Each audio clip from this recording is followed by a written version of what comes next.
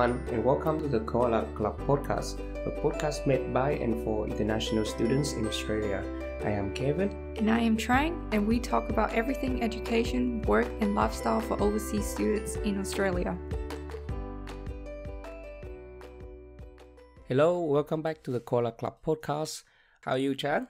I'm well, thanks, Kevin. How are you? Yeah, I'm good, thanks. Yeah, so today we're going to talk about a very interesting topic, is it essential to have good marks at university to be able to secure a job after graduations? Yeah, a very open-ended question, but I think that will make our discussion quite interesting. And I think we can look at it from two ways, right? One is from when you're applying for graduate programs, when you're at uni, and also from when you've already graduated for a couple of years and you've already had your first job, and then you're applying for other jobs after that. From the first scenario, when you're applying for a grad position, so you would be applying for a grad position anytime from, like, say, your final year to 1 year after you graduate, or maybe up to 2 years. Some companies still accept grads. So I think in some cases they do, or most of the time they will ask for your transcript, right? Yeah, I've been asked for, I probably go around to 4 different companies since I graduated, and I've probably been asked 3 or 4 times for my transcript in uni. Yeah, not to say that means definitely the marks is essentials. It could be just a procedure as well, but my experience is that, yeah, I've been asked for it a lot actually. How about you, Jan? Yeah, my experience was a little bit different since I got my job from the internship. So if I remember correctly, once I graduated, I just continued working for that employer. And I think I did have to submit my transcript and the confirmation, like a copy of your bachelor's degree.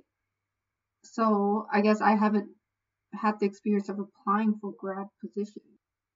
Yeah, I think even if they don't ask for it, you should still include it, because if they're screening like a few hundred grads, and if there are so many candidates in the pool that they're trying to differentiate against, and if you've got better marks than someone else, then that should give that extra wow factor to your application. So in all cases, I think you should include your transcript.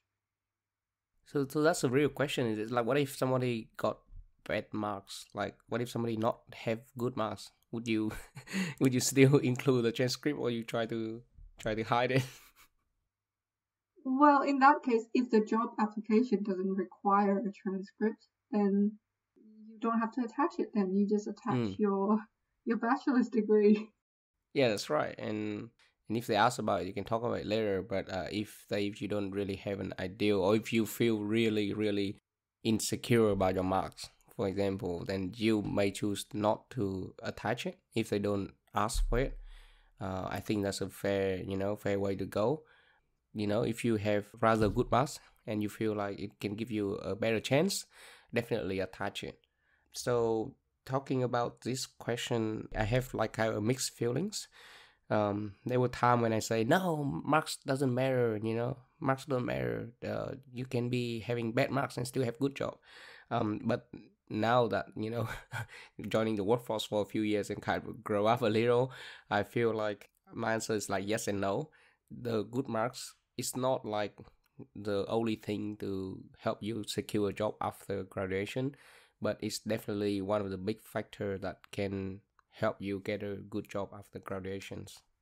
Yeah, exactly. Because if you've got good marks, then that is like, first impressions are really important when employers are screening candidates and looking through resumes and applications. And if you've got a whole set of distinctions and high distinctions, that immediately boosts your profile, and they're immediately impressed with that.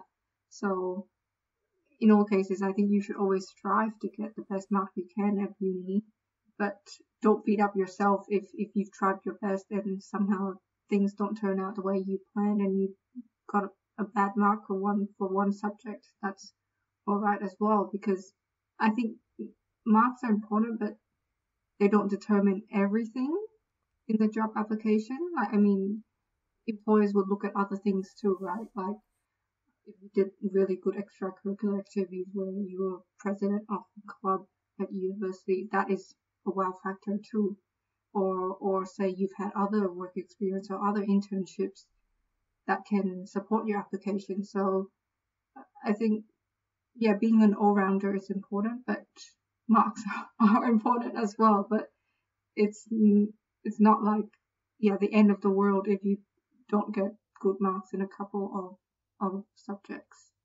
Yeah, I think you're very right there, Chang. And I think you're very right about the first impressions. I would say experience is more important when it comes to getting a job in Australia. But say if you just finish your degree and you don't really have any experience or you have very little experience, then your transcript, which is your marks, are the things that can give a good impressions and can give a idea to the employer on what kind of an employee you may be or what potential you may have. So experience first, but keep up your marks. So if you can, rely on it as well in case you don't really have a lot of experience. And also speaking about the matter, I just remember about, the matter of higher mark or not. If you have bad marks, my previous company, my boss was interviewing some junior engineer. And it's funny when he kind of discussed that with me as well after the interview to see if he's gonna be a good fit for the team. And he mentioned that he has a fail in one of his subjects. My, Asian origin mind straight away questions like, oh, so a fail, that's not very good. It's like, why would he fail a subject or something like that? Because that's such a kind of unthinkable, embedded in me growing up. Well, my boss kind of say something that really, really opened my mind about the whole thing. And he said like, well, he did explain why he failed. And also he showed that he retook that subject after, and he got actually a really good mark the second time.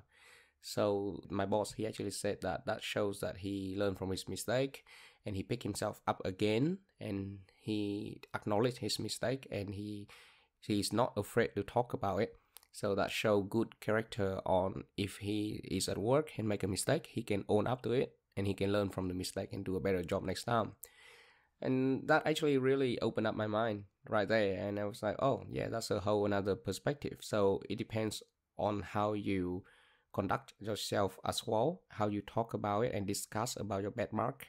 How can you explain it into a like trial and error and learning experience instead of just like having a bad mark and that's the end of the story, Yeah, that's a really good point you make, and I completely agree. And I was just thinking that when you were mentioning about like the fail mark, because yeah, if you can show that you did the subject and then got a better mark, then that shows that you've learned and you show resilience through that. That just turns a negative into a positive.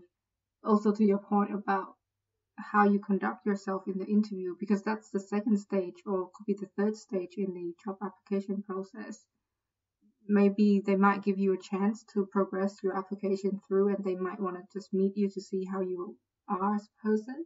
And if you manage to impress them with the way you conduct yourself and your professionalism and how you approach things, then at that point in time, I don't think your marks will be a vital factor in deciding whether you get the job or not, because it will be on how you conduct yourself in that interview or how you interact with them.